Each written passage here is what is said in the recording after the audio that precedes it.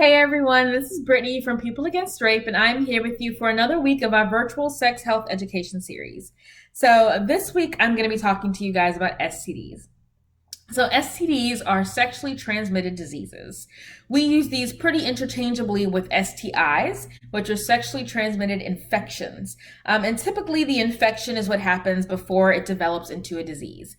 A lot of medical health professionals prefer to use STIs just because there's so much stigma attached to STDs. And you want people to feel comfortable with talking about these things. It may not always be the easiest thing to discuss.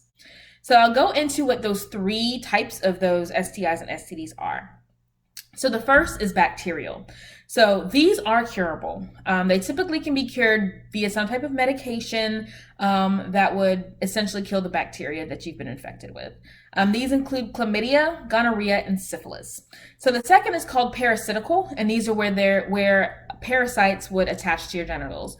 And this would include pubic lice and trichomoniasis. The third one is viral. So viral infections are not curable.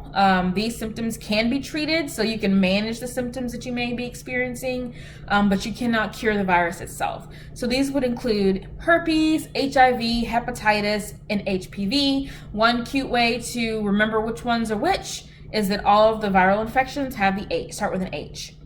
Moving on to how do you contract them? So typically these diseases and infections are contracted via sex. So you have vaginal intercourse, and this would include penetration into the vagina, anal intercourse, which would include penetration in the anus, oral, which would mean putting your mouth on somebody else's genitals, from mother to child during childbirth, needles, and skin-to-skin contact.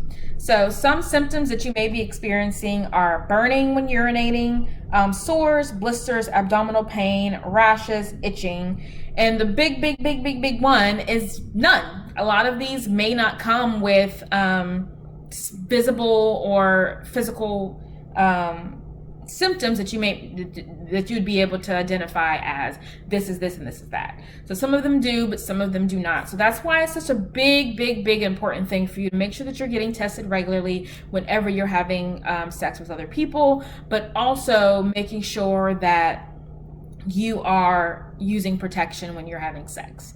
If you would like to learn more, make sure you tune in on Friday to our live panel discussion. And if you have any questions or anything that you feel you would like to have answered or discussed during this panel, make sure you email April Borkman, that's BORKMAN at musc.edu, so that we can discuss some of the things that you may be wanting to ask. So thanks for watching and see you on Friday. Bye.